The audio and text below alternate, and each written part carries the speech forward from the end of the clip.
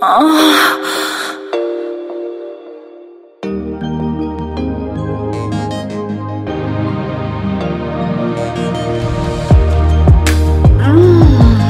there.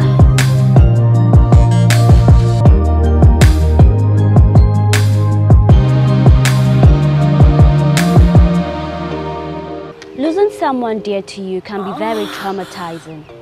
It's an experience a lot of people have never recovered from. The pain, anger, sadness, shock, and fear comes to play all at once. A lot more die in grief and depression. But while there is no rule on how to mourn a partner, can a society worsen the situation? When is the right time to bounce back and find love again? On this episode of Moans and Cuddles, we take a look at losing a partner and finding love again. I am Paula Amma Broni. My guests are ready. We'll take a quick break. When we come back, the show continues.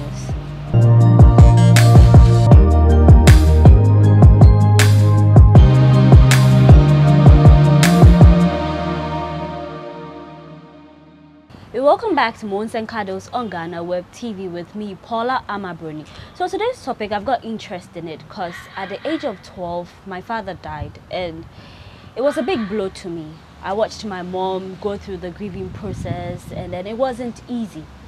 A lot more people have suffered the same, but the thing has got to do with moving on after the death of the partner, because they say until death do us part. So a lot of people feel like, okay, you're moving on, it was too quick, you find love, sometimes it's hard to forget your partner. A whole lot of unanswered questions when it comes to the death of a partner and moving on. So today, my guest and I are going to discuss how to go through the grieving process, how best society can help, and you as the victim, if I should say, when is the right time to know that, of course, I've healed, and when moving on to the next relationship, I'm not going to affect the innocent person who is just coming in to love me and be with me and support with me, or support me throughout the journey. So to me, seated on my couch today to do the discussion, I must say I'm honored to have counselor and life coach, Uncle Kweku Adumatta. Yes, ma'am. You're welcome. Thank you so much, Paulina. You look like my father. There's a whole lot to it which I don't really want to talk about. The reason more I like you and connect with you, you look like my father. Then God is sending me to you. Or you have seen the quasar father of yours. Yeah. Which is good. Yeah. So pick a lot. Thank you. Thank you, Daddy, Uncle. Right, whichever way. Yeah. And I have here with me also Abba Sakyiwaa. Abba is the host of Urban Cross on Home Base TV. Abba is my classmate way back in GIJ. I love her. She's one hard-working woman and doing a lot for herself. Abba, good to have you on my couch. I'm super excited to be here. You're glowing. Oh God, by the mercies of God. God has been good. All right. So today, as topic, as we discussed, I told you earlier, we're just looking at the ways how best you can move on after the death of a partner, because it's a whole lot. The pain, the grief, the anger. Sometimes you are just angry. It's been 15 years. I lost my dad. I could just imagine if it was a partner. And sometimes I get angry, like really. Father's Day, I cannot even stand it. It's a whole lot. A lot of people don't know how to handle grief and then the loss of a loved one or family. So Uncle Adumatta, I want to find you out. Can someone ever fully recover from the death of a spouse?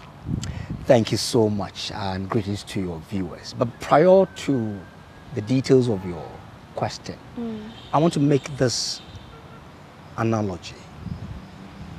If all of us know what we are in marrying, we will be able to understand what we are in. Because we don't know what we are marrying, that is why we are marrying. So anybody who gets into the marriage terrain is prepared to embrace all the unseens. And when the unseen become unseen, that is marriage. So the loss of a partner, nobody sort of will think and dream about it, but it will happen. If it does happen, ma'am, you ought to move through to 3 stages. The first stage is availing yourself to accept it. That it has happened. There is nothing you can do. He or she is no more. Accept it. And it will take you a while. Accepting it is the hallmark of your renewal. If you deny it, you pretend and you fake your whole demeanor for the entire marriage or after the marriage. Then, when you accept it, you come to where you are now going to face the real you. So as you were talking, you never accepted the fact that daddy is gone. But it is when you have settled to the point, then the real you will come. I call it the you in you. You should always seek for the you in you. That is where you hit yourself and say, hey, this is who I am. If you don't get to that level, you'll still be living in denial. Then from there, you can now move in developing the tomorrow of you. So it's a whole process. But when it comes with a shock. It comes with, I least expected this. It comes with, what next? It comes with, what is really going to happen? How am I going to even live my life? So you live in some kind of a wishy-washy sort of situation of your life. But you see, that is what makes you a human being. But again, when this thing happens and the God factor is not in you, you can become somebody else. So the God factor as God being the center of you, knowing that it is for a reason that daddy or mommy or whoever had left. You can fight it. You are asking this question because people are fighting with it. Why me? Why not them? Now that I'm about to enjoy my marriage, and then what is happening? When you start doing that, you'll be living in serious denial. It's a shock. Nobody sort of dreamed to have that. But it has happened. And I will say this, and I'll say it also here, that there is nothing that happens that there is no reason. There is always a reason for something to happen. Now, we being human beings, our role is to search for that reason. It is as a result of the thing that had happened that is making you new. If it has not happened, you will see the ingenuity in you. It is as a result of the thing that had happened that is making you innovative. You start. If Abba was here, I would have done it. Now Abba is not here. What do? You start. Become innovative and become creative. And you tend to come to a point and realize that, hey, hey, after all, it's good. Oh, now I've understood. When you get to that stage, that is where you are living your life. But as to the choice as to should I quickly go in for a new one, it's your prerogative. All right. It's your choice. Don't let anybody push you. You were saying earlier that, oh, somebody was just in there and almost 2-3 weeks, he has gone for another one. It might be that it was hanging. And so he was just waiting for the right a lead word and a bump. Yeah, some people, to some partners, at their point of death, they're like, they make you promise that, see, no matter what, you're going to move on because they know they are gone. Some people will tell you that those who have the time, maybe it's as of sickness and all that. But about someone who say, I lost a husband, I lost a wife, it hasn't been a year, maybe it's been years, but we all say it's easier said than done. When you are faced with it, you know you're God, you're a Christian, you know that there's life after death, but you've been hit with this reality. How would you go through the process? Counsellor had said that, but from your point of view as a woman, how would you go through the process? So first and foremost, I might say that I'm really excited to be here with Counsellor. Yeah. You know, when I was in the reception and I saw him walking, I'm like, God, you have a way you do your things and you show off. And that's just what I was saying when I was sitting there, and I just took my eyes off. I'm like, I'm just praising God right where he is. So the truth is that the Bible says that all things work for the good of them that love the Lord and are called according to his purpose. So sometimes, like you were saying, I lost my biological dad 10 years ago. And after, I lost my stepdad. Now, after, you know, once you lose your dad, there's this dad that traditionally from the family, it'd be like, this is your father, so this person will take care of you. So after my dad died, a year after he died, so I had to ask a lot of questions. I'm like, God, why? Because growing up, I didn't get the opportunity to stay with my biological dad. So all this while, I'm like, okay, when I'm getting married one day, I'll let my stepdad know that I'm really appreciative of what he did for me. And now, bam, he's gone. What am I going to do? But it was the knowledge of God in me that saved me. And so if you watch my post on Instagram, on Facebook, every time I keep mentioning Jesus, because I got to a point in my life where I realized that at that point in time, there was nothing anybody could say to me that could heal. It's at a point, it's like I'm speaking to you and you are trying to say things to calm me, but it is not working. I have been through too much for this thing to happen to me. So at that point, that is when, as a Christian, you learn to rest on God. You learn to rest that, like Uncle said, God has a reason why everything happens. Sometimes you don't know it immediately, but after some years, you sit and you're like, okay, so this happened. Not to say that you losing a partner or a relative is good. It has its own, backlashes and all that. But it teaches you. I once told my friend that what experience will teach you, there is no life coach that can teach you. You go through it alone. And so if you watch even people who are divorcees, when they tell you something like, why are you saying this with so much passion? The person has gone through it. You understand? And so first and foremost, how to deal with it, have a good cry. Scripture says that, and Jesus wept. And there's a difference between weeping and crying. There's a difference. Have time. If it's your room, your couch, sit on it and cry. Like, mourn properly and don't pretend about it. Oh, I'm fine. You can have a whole lot of things going on with you. Have a good cry. Cry till you know that, oh, I think now it's okay, and you understand, because at that point there's nothing anybody can tell you. And as to you going for another partner there and then, Uncle said he leaves it to you, but I'm saying really? We'll delve more into that. But recently, was last year in August, my childhood friend, she lost her father, and I called her. I told her, I know a lot of people have told you, you'll be fine, it takes time. But take it from me, I also lost my father. And I just put in 1 or 2 words, and I told her time will heal. For now, she should just mourn and let herself go and all that. Usually when someone is in that state, when you lose your husband or wife, it seems like everybody has got to say. And then when you mourn them in your own way, maybe at a time you don't even want to eat, you don't want to hear anything, just want to be alone. Everybody thinks that they've got to say that, okay, this is how best you can do it. But you are not me, I am not you. How best can family, friends, and even the society at large help someone who is going through that difficult time? Paulina, I would say, when it happens like that, almost everybody wants to show how close they are to you. Everybody wants to feel a certain vacuum that you cannot have. And so they are not more or less imposters, but they are trying to say that we are still with you, quote unquote. But that is why there is a hearing and listening. So who do you hear? Who do you listen? So you will hear all of them, but you should have those you will listen to. Okay. This is where you need to draw your line. And this one calls for real maturity and wisdom from God. Because if you are going to listen to everything, you get confused. That is why if you are not careful, you fight them. You raise your voice. You do those things. But choose who you listen to and choose who you hear. The hearing, everybody will say it to soothing you. But which one do you listen?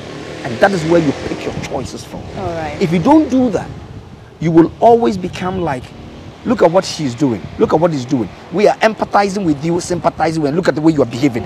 They will ward you off. So, Uncle, at that time, when someone is just don't know how to control their emotions, should you step back a bit? And how understanding can you be? Because some people don't understand, like, okay, you cannot do this alone. You want to help. Contain. That is why you're doing the listening. All right? Sorry, the hearing. But contain it. You see, when it happens like that, you start warding people off. They get hurt. Yeah. Because they want to get closer to you to lift you up a bit. But you are giving a different interpretation to it. All right. And that is what they will say, are you too? All right? So they will also stay back. Then at the end of the day, you become a loner. The only person left. And that your grief compound itself. So contain. And make sure that, oh, they are doing this because they want me to feel they are there, they are around me. All right. So you need to be able to condition yourself. You will not hear too many good things. But as I said, sieve through the listening to the hearing proper. that will help you. But then the people around you will always show that we sort of empathize with you. Don't embrace those who sympathizes with you. When you are in grief, be careful. Right. Don't always receive sympathy, because much more sympathy deepens your grief. I'm telling you. But then when you empathize with them, it lifts you up. So you told your friend that you also lost your father. Oh, really? So is that how? And you have been able to oh, wait, then I can also. So you are trying to empathize yourself. Don't receive sympathy. When you do that, you break down. All right. Well, noted. Now, in the case where a woman loses her husband to sickness, maybe sometimes they just don't die. Maybe you go through a lot. You have to be with them, stick by. It's a whole lot. Yeah. Now, from where I come from as an Akan, when your husband dies, you're supposed to mourn him and you have to wear the black cloth for a whole long year. Yes. Now, people have come out to say, see, we are going through a lot. Adding the black clothes wearing every day, it doesn't help with situation. So, Abba, are you in for the whole thing? Should we continue with the one whole year, or please, we can grieve in our own way? I can wear my colorful clothes, go to work. Because imagine me coming to work as a journalist all the time, and maybe God forbid, it will happen. But let's say I lost my partner. Not yet. Yeah, not yet. And coming to work in black, it doesn't help. It doesn't even uplift me. Imagine me sitting on this set all the time wearing black. It's like you caging the person. Do you think that it's about time we cut short the whole duration of mourning your husband for a year, and then the black cloth things that come with it? Okay. So formally, I'll say yes. But I came to understand that it has to do with the individual. Because when I lost my dad, my stepdad, my mom was wearing this whole black stuff. In fact, when she got like 8 months, we were like, Ma, now there's been changes. 6 months is fine. And she's like, Debbie, Abba, oh, Papa, no, yeah, they don't met so. So it has to do with that particular person, the individual. Or maybe how you wear with the person will decipher as to whether you wear it for a long time or not. And also, if the person is young, or let's say I'm in a working environment and I'm always coming in black, it sort of raises an eyebrow. People who don't even know would want to know why. And so sometimes they'll be like, oh, I don't want to wear black and blah, blah, blah. But with the individual, probably I want to mourn my husband. People have, you know, diverse ways they do their things. And so they'll say, I want to mourn my husband. I want my husband to know. I don't know if by then, if you are dead, you would know or not. You know, we Africans, we have ways of doing things that are sometimes interesting. So my mom says, oh, I'm going to wear this black because your dad was good to me, blah, blah, blah, blah, blah, blah. But I think after 6 months it's fine. Because at a point, and after my mom wore the black stuff for, I think, a year, all the stuff you wore during that period, you have to dash it out. Because I think it has a way of telling you you are done with the person, you've parted ways with the person, blah, blah, blah. And if you ask me, I'll say, I really don't get the link. Like, what's the link between wearing black and showing the person you really love the person? But my mom would say there's someone, I also know of one other young lady who wore it for like 6 months, not because she didn't like her husband, but at a point, like you were saying, she would have to go to work and change her clothes, and sometimes she was tired of it. And so she went to church and then she performed all the necessary rites. Well, by the way, when my dad too passed, my sister mourned him by wearing black clothes for a whole year. That's for our dad, not her husband. Yeah. That's your sister.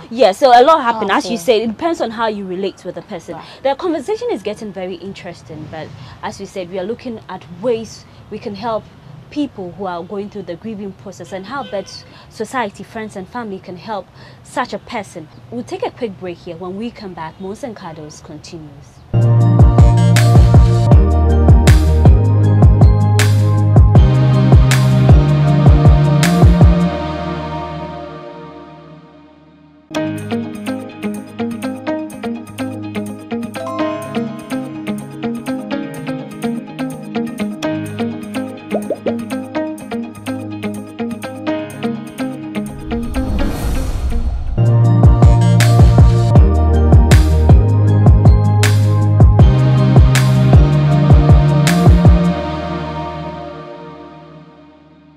Welcome back. This is Moans and Cuddles on Ghana Web TV with me, Paula Amma Broni.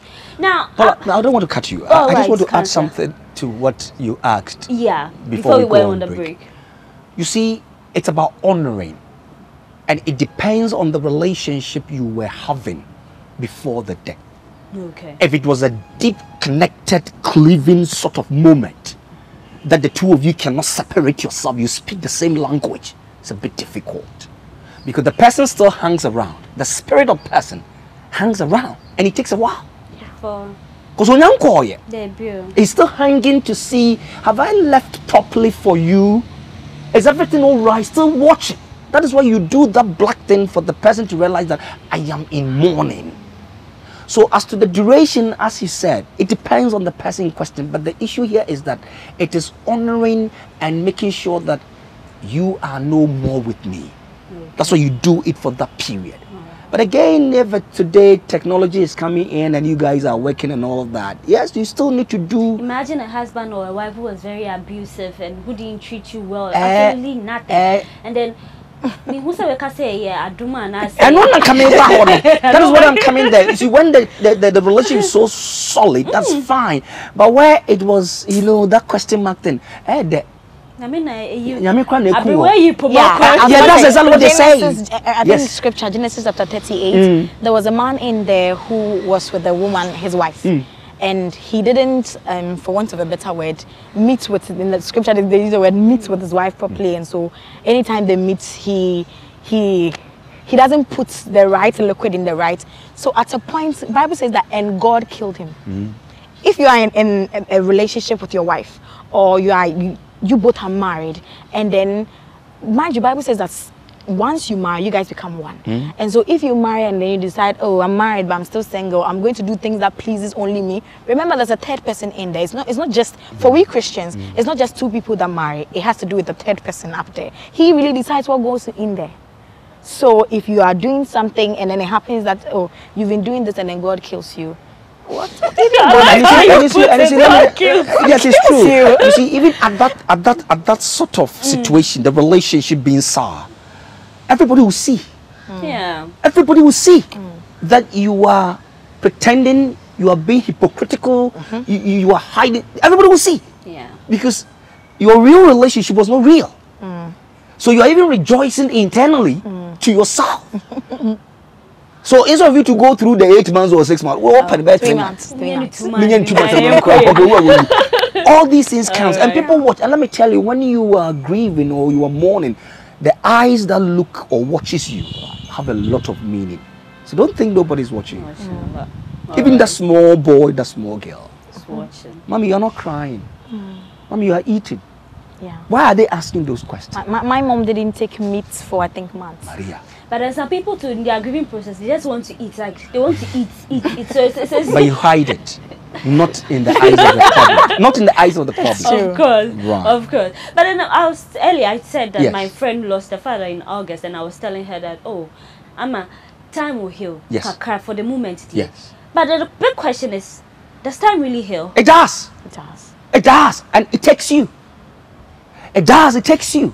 And it was just a profound thing you said to your friend. You didn't even know the meaning of what you're saying, but that was the best sort of advice anybody could give to her. It's because you've been there. Fantastic. You spoke from your inner core. Time. What is time? That thing that tickles, or when there is a new day, it is the period you have. So ask yourself. You can end up your time just right now if you decide. So the time will heal is the decision and the choices you make. From now that the thing had happened, that is what it means. All right. So if you want to live longer, it's actually about your decision.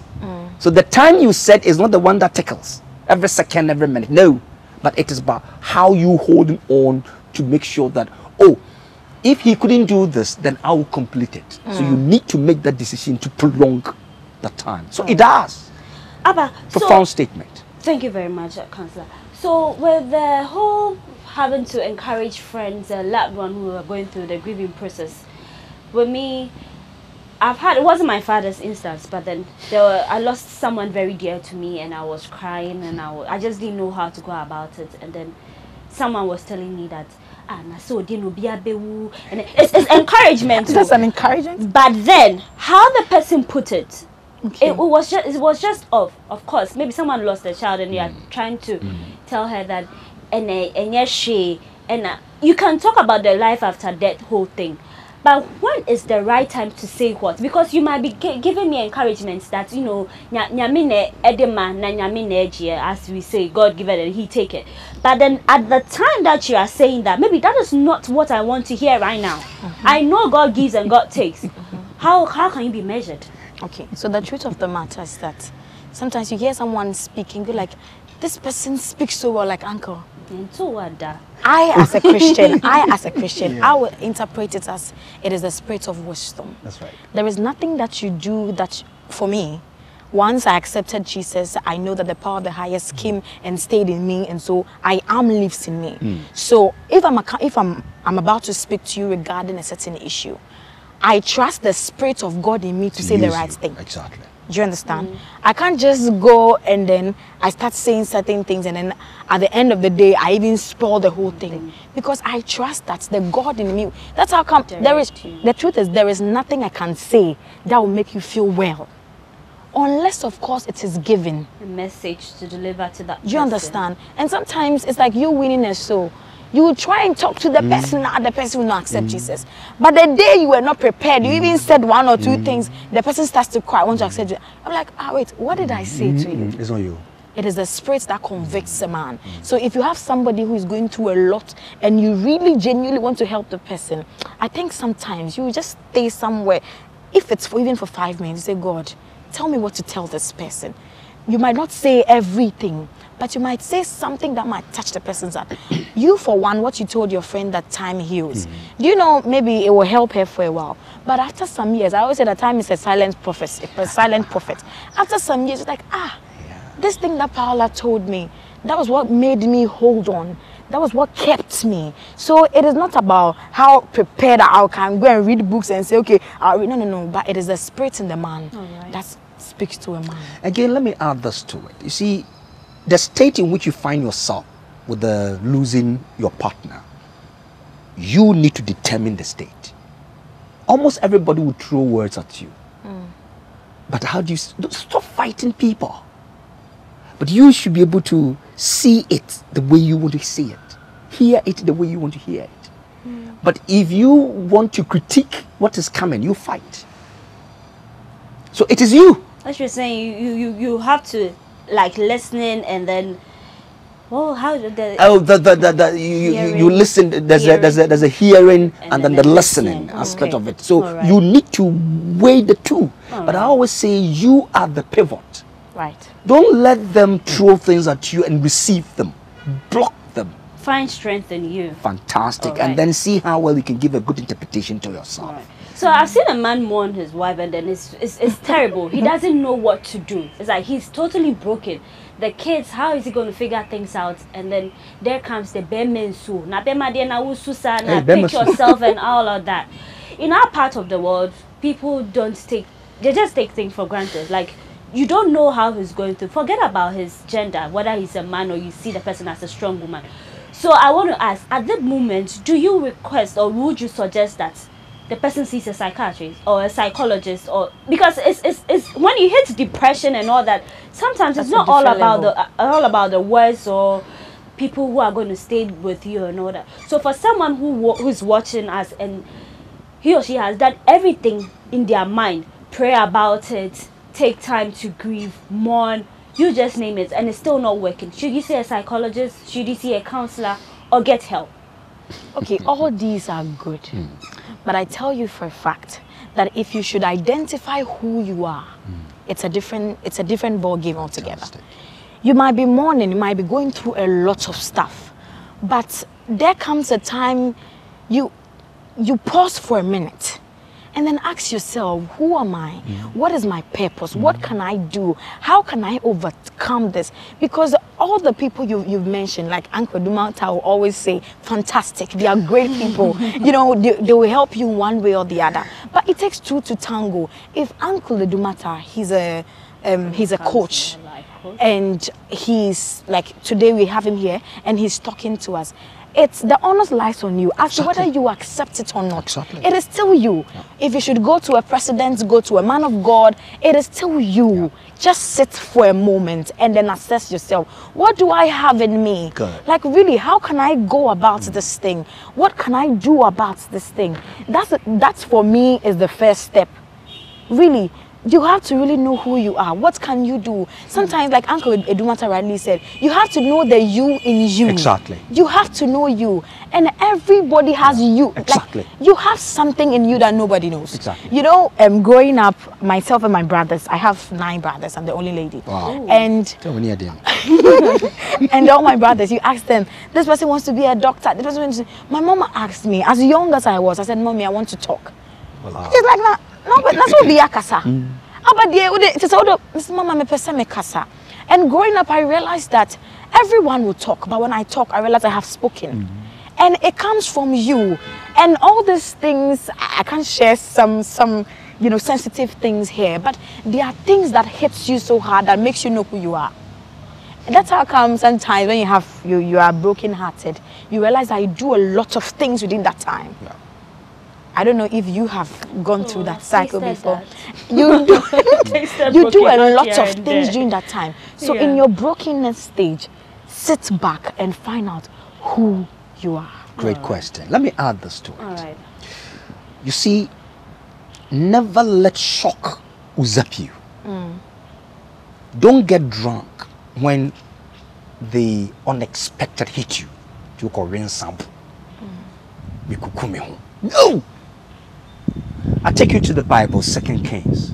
The woman caught in the Shunammite lady, looking for a baby. All these while met Prophet Elisha, and indeed, she was able to have conceived and had a baby. And years later, the baby dies. Now you meet the same prophet and he's asking you, "How are you, as a boy?" Look at the statement. It is well. Don't let the shock surmount you. Don't let the shock end you, but build what I call the toughness in you. Now you are building the toughness in you because it has happened, but then you still have tomorrow to live. Right. Tomorrow will come. What has happened today was at yesterday. Right. All right. Yesterday was that day, but tomorrow always comes. So if tomorrow is going to come, then what do? I pause, I analyze, I assimilate, get my grounds well, then I pivot. I use the guy who is the high jumper. The high jumper cannot split if where they step last to move is not solid.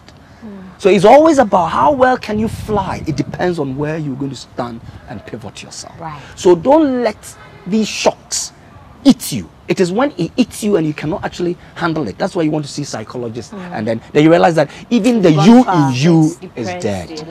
So that is where it starts from. You know, you not engineering the real pain of yours. But Counsellor, you advise that when you've tried everything possible and it's not helping, or you should get help by speaking to a help, counselor. but the help should come from somebody who is godly sent. It's not anybody. Because people use your vulnerability to usurp you and mess you up and put you into something else. Exactly.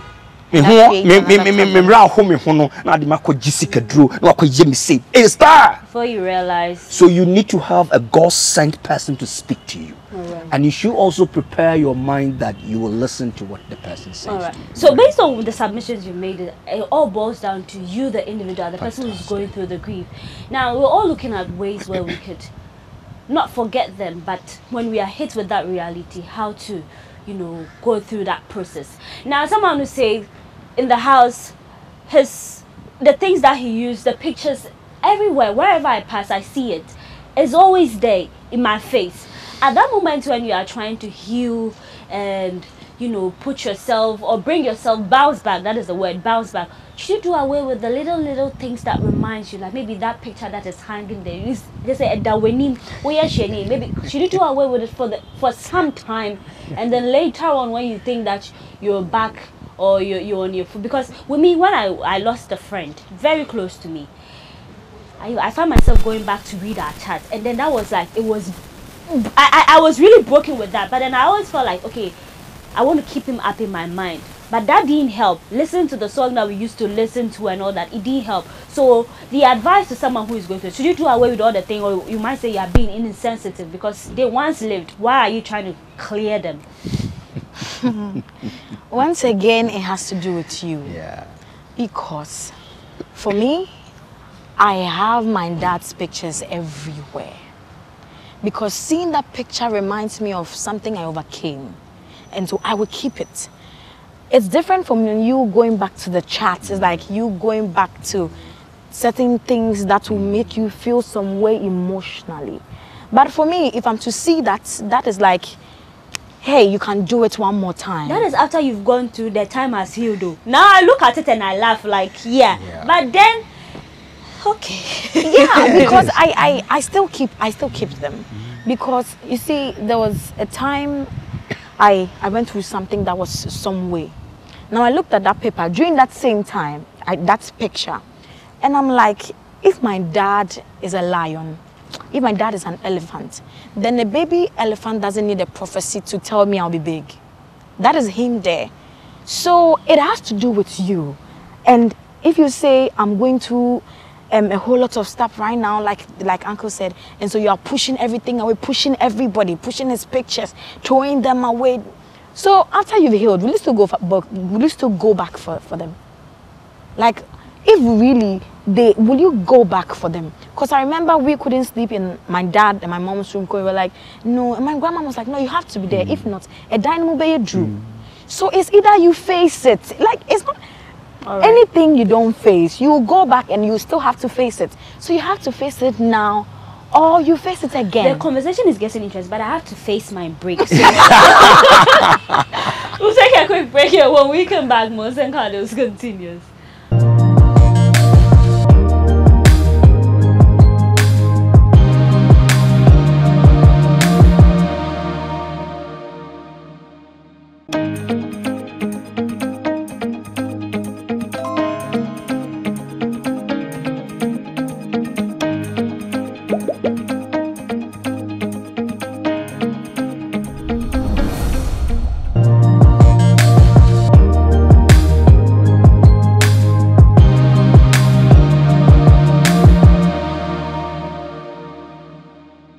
Welcome back. This is Moans and Cuddles on Ghana Web TV. So we are discussing healing or moving on after the death of a partner, and I've been doing this with counselor and life coach Uncle Kweku Adumatta and Abba Sakyiwaa.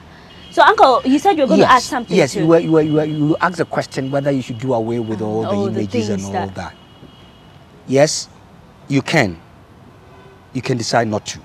But what is of important is look for the good in that person. That's when I say it in Chi.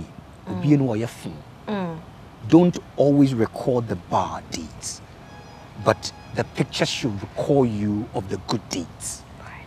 Just like you said, the elephant. If my father is an elephant, then the elephant baby should be able to. So look for the positives. So the pictures can be there, but look for what was good in that person. Great. That with all this goodness you couldn't achieve that, I will continue for you. So it challenges you. It shouldn't let you break down. Yeah. So among Moans and Cuddles, we always look for ways to help, because people who are watching, they've got life issues that they think that they've tried all their best, but sometimes it's good to hear advice from experts and people who have gone through the process. So now we've spoken about how to heal, how best friends and family can help. We've said when all is said and done. Now, when is the right time to find love again? Because the Bible said, until death do us part, I fulfilled a part of my vow. You are gone and all that. When is the right time to heal and find love again? Settle. And I take you to the Bible. Ruth. Naomi's sons went to war and they died. Two ladies came to the house to marry, Orpah and Ruth. Orpah left because Naomi said, the bare man you want to marry is no more here. She left. One tiasia.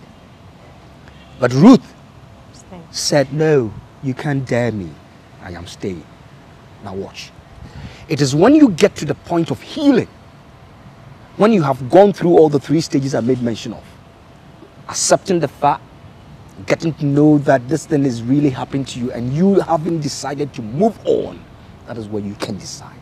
It got to a point, Ruth married Boaz, isn't it? Yeah. Exactly. So when it comes, as you just said, time will tell. When it comes, get yourself ready. And don't replay the previous. Play forward and the future. All right. It should be about yourself. Are you ready? Don't let people push you. Don't let anybody walk you through. No, you yourself. Sure. To that man or woman who's found love again 4 months after the death of their partner, everybody's thinking, hey, now say how you na when you're for free. What would your advice be to people who always have a thing to say in people's life? Or do you think that is so fast? You moved on too quick? 2 things. You see, people who have a lot to say about people's lives, I have problems with them. And also, I have a problem with the one who moved on after 4 months. Because at the end of the day, it is you. The one you are moving on with. At the end of the day, you will get to a point where that person, or probably you start to compare that person with, and the point is you have not healed. You really have not healed to move on. Until you heal, you really should not move on. And the fact that you're a man doesn't exempt you from, you know, pain and all that. I always say that men are way more emotional than women, and people are like, it's not true. It is so true. Until you find that person who makes you really know that, this thing is really true. Guys are really emotional. You see, the thing about guys is they keep it. They don't tell you about it until they have a certain relationship with you. They really don't tell. But it's we ladies that we are very vocal about things. And but a guy is not going to tell you anything. He's just going to make you feel he's got it. So I'm moving on. I'm setting the pace so that every other one that comes after me will know that you have to. No, but in life there are steps. You have to take it slow. You have to relax. You have to make sure you as a person has healed before you join with the other. If not, you are going to worry someone else. Does the healing take years or months? If years, how many years do you think is healing? It has to do with you, sweetie. Because someone who lost a wife told me he's remarried, right? And he's telling me that it never goes. Once in a while, their thought comes in, and then you don't know how to go about it. It will never go. It never goes, true. But you get to a point where you can handle it. You can love someone else. Find love in someone else. You really get to a point where, at a point, like Uncle Adumatta said, you have actually matured over that situation, and so you can move on. Until that, you are worrying yourself and you are wasting a lot of time. Now, with regards to people who have a lot to say about people's lives, I think Uncle Adumatta will have to say something if I say that, because I think I need to take a drink. Because that thing, I don't get it. Yeah. Because you don't know why the person is doing what the person is doing. You don't know why the person is going through what he or she is going through. And then you just conclude, how? Why would you do that? Because assuming I have lost a partner and I have a lot of things. Well, let me tell you one funny thing. My mom, after losing my dad, my mom has a pub. She has a bar. And she, after losing my dad, I think 6 months or 4 months, she played, after the whole funeral, she played live band at her bar. And then the next morning, I heard my mom crying. So I went to her room and asked her, Mama, then I was to go say. And she's like, people are saying after her husband died, she's doing this, she's doing that. But at that time, my younger brother had to go to school. He was now going to, I think, one had completed SHS, going to the uni, and one was going to SS. What was she supposed to do? That is the work she was doing. So how was she supposed to take it all? She had to just pause, and then that year, nothing should go on. You see, some of the things people say to people, you really have no idea what it does to them. So do not say it. Just don't say things about, especially if you don't know anything about it. Unless, of course, you're a relative and you really, like Uncle Adumatta said, you want to empathize with the person, want to, speak to the person or advise to the person. Don't say things you do not know. I leave it there. Pauline, emotions kills. It swallows you. It distorts you. It's call for darkness in your life, emotions. But reality is the light. So when all these things are happening, don't play emotional card in here. Because the moment you play the emotional card, you feel no, you're not ready yet. No, I want to. No. Face reality. I told you earlier that it happened for a reason, it happened for a purpose, it happened for a cause. You are the one to choose these 3 courses. If you're not able to pick them right, you'll be wrong forever. Nobody wished for the one I love to leave me. But it has happened, right? What were we talking about prior the going? We'll build mansion, we'll do the... Can you still do it when one is not there? That is your challenge. Go to school like you planned. Fantastic. And all that is the reality. But when you sit with emotion clouding you, you'll be late. You'll be back and nobody will be there to sort of be with you. You are late because you have allowed emotions to cloud you. Face reality.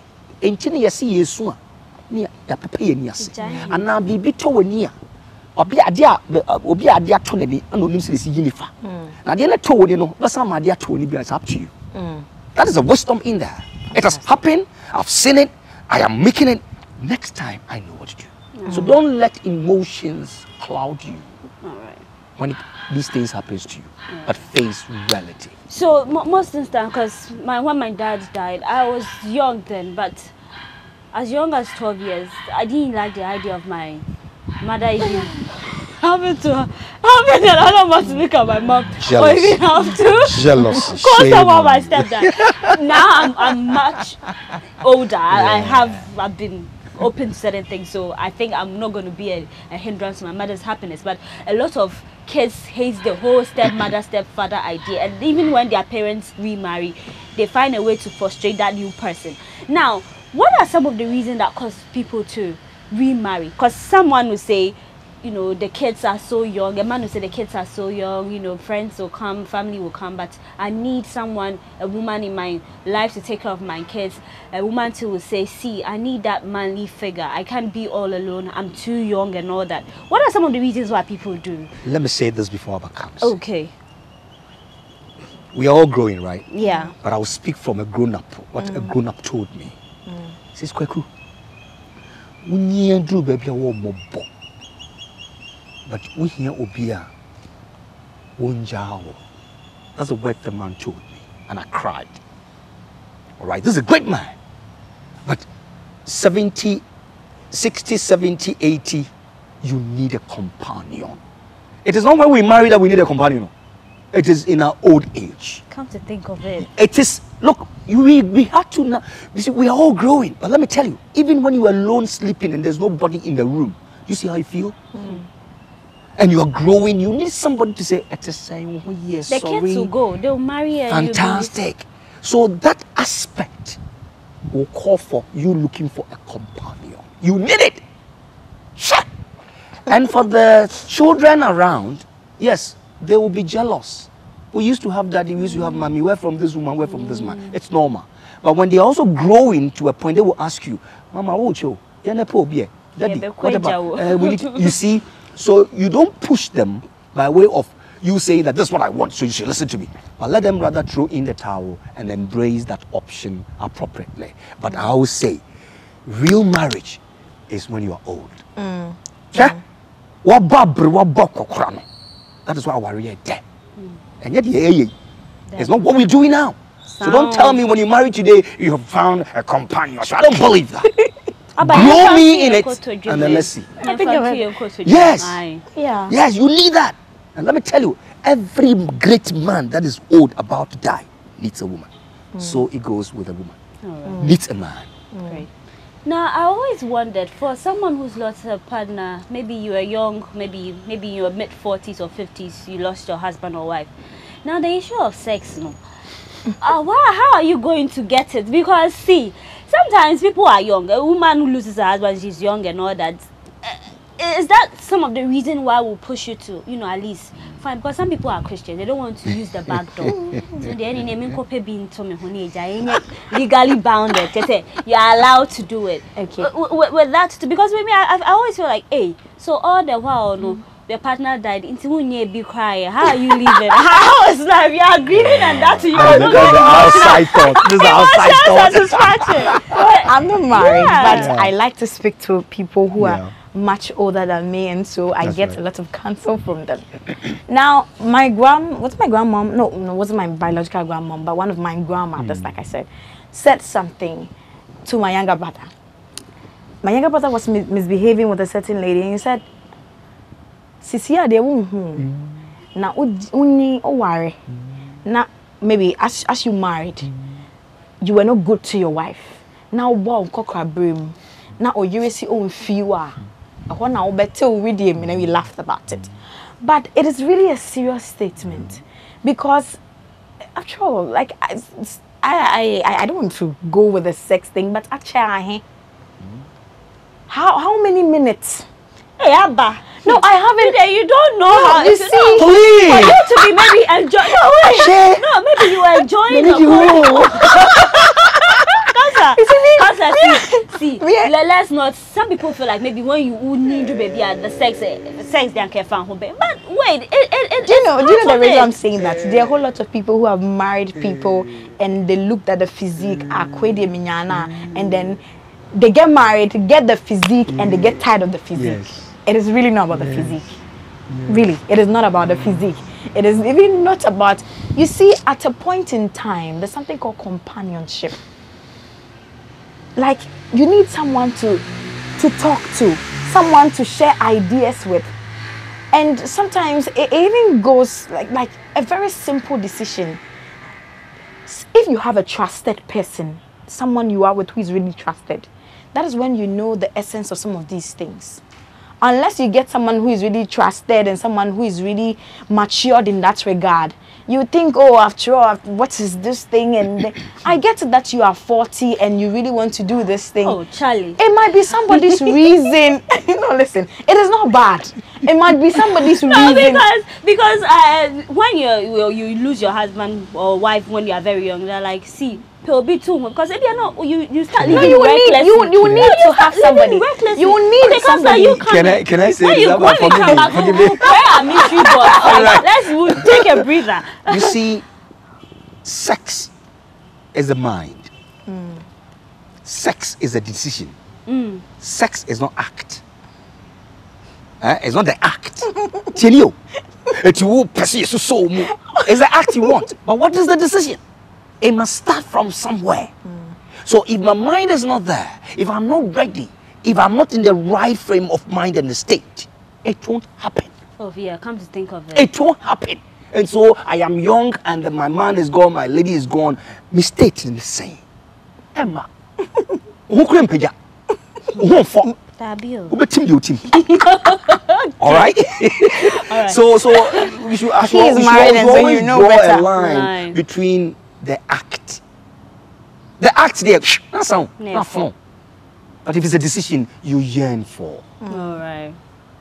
All right, Counsellor. But show the moment you play mystery boss, you banana, you be a bet twice. So it's just various questions. We'll pick it back. Let's closer to your face. Hey, sorry. Okay, so. What's it? Okay, so this goes like this.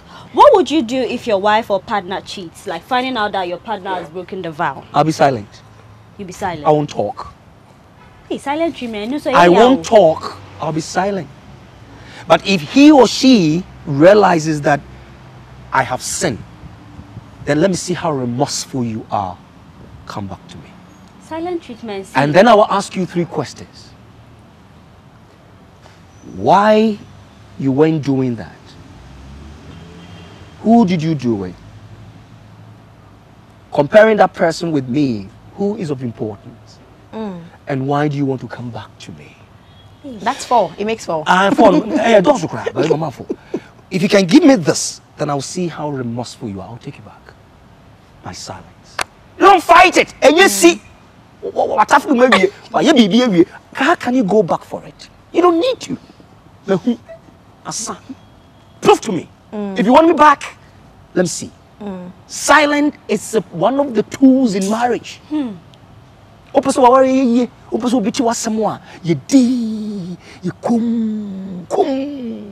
win the day. As if nothing has happened. No, it won't even come. That's my answer. I've added that to my list. And that's a practical thing I'm talking about. All right. Yedi. Yedi. Yedi. And then they go watch your boy. Yedi. Now guy, I think I'll text message. Now they are got to social media. What tea? Yeah. Okay. You don't have any reverence. Oh, great. You've lost your importance. Your image is gone. Abba, how dear me How Ubenya. That's what dear. Fana shady honest answers. Thank you very much. Abba, how dear you? How good. What's say? So when you pick an empty sheet, you get to ask me any question. You know what? I have been a Jesus girl all my life. Everywhere I go, Jesus keeps helping me. It has to be just. So there's nothing there. Yeah. They just say she need mudia. That's the. No, she should pick a new. Oh no, that's the rule. Today I'm changing the rule. See, pick another. All those who come here, Obia and Fawe, let me say, really? If you got any question, yeah. Then you are genuine. Let's hear your question for me. Oh wow. Okay. I didn't know this was going to be tough as well. Okay. I was about to ask that same question, but the thing is, the answer should be different from Uncle Adumatta's one. Yeah. So what would you do if it were to be you? If my partner cheats on me. And you saw it. And you saw it. Hey, that's a different thing. If it was different and you seeing it. Until a few minutes ago, no. Now come in your silence. But you're too me funty. Me copy so dear. Hey, me now I'm sir. Oh, sir. I doubt you even have the guts to talk. Debbie. The shock. I mean, Kasa. Be a prona. Oh, so sorry. You just make sure they saw you. And don't leave the home. Be at the sitting room. Hey, get yourself busy. But you know, you the guy or you the lady who cheated, you'll be really scared of. If this is the person cooking for you daily, and the person is not saying anything, the person has caught you. Jeez. That is why you have to zero yourself from the hero to zero. Calm down. Okay. And let's talk. Say until you know, but maybe I'll tell you that I will not overreact. I'll try my best not to overreact. And then, because me, I'm very forgiving. That's one thing I've told myself. Going to marriage, see, anything can happen, but then I have to, you know, learn how to be forgiving. But before we end today's conversation, I just want to take advice from you. People who sometimes go through relapse, you are healed and all that, but from time to time, even when you've moved on and all that, I don't know how best the new partner will respect that. Fine, that person who was once gone, you love that person dearly, so they will give you that space to mourn and all that. Finally, advice to people who have gone through that and those who have also found love, how best you can handle the new relationship. Well, what I'll say is that don't overdo to the detriment of the other party. All right, you have lost it. I'm now in your life. Give me the leverage. We all have past. Stop upholding your past. Let's talk about what we hold now and where we are heading towards. That leverage will give us a sense of purpose and we will live well.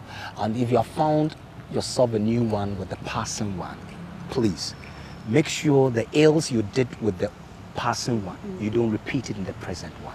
It's a real check. And again, remember, the one who had come now, what is the reason? What is the purpose? If you can't find tomorrow in it, then I'm sorry you've lost it. You should be able to see the tomorrow aspect of it. It's a bit sad though, but inyesi.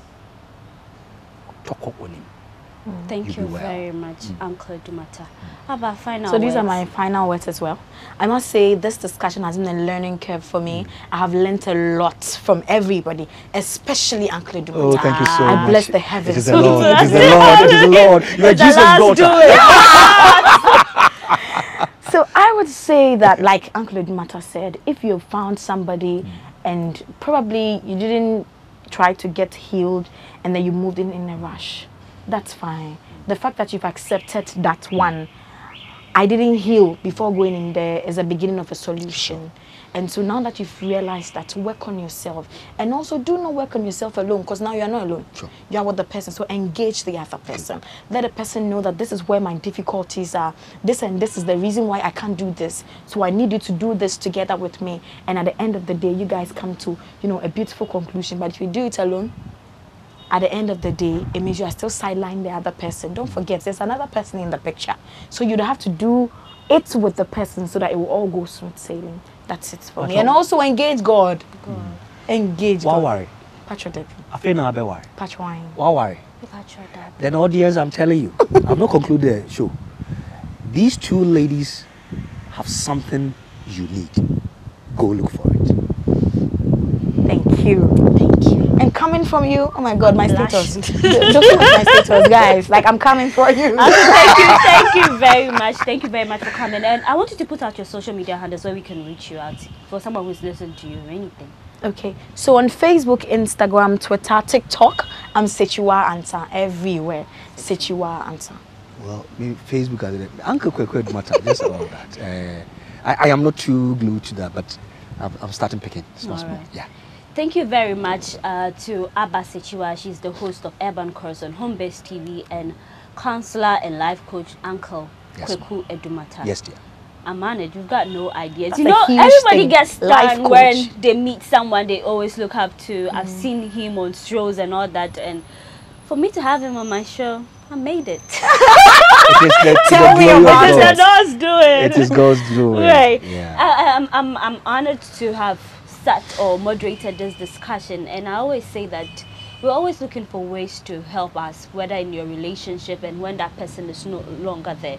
But one thing I always say, don't be too hard on yourself. When you're going through the grieving process, see, hope and believe that the time will come when you laugh. Because sorrow may last. It will last. It is a part of us. One day you will all equally die, and your family and your friends will miss you and all that. But don't be too hard on yourself. That's what I say. And just keep up the faith. Be prayerful. Do things that make you happy. And find love in the eyes of your children and the family and people who are truly there to help you through that process. I am Paula Amma Broni. We'll be back with the next episode of Moans and Cuddles. Thanks for watching.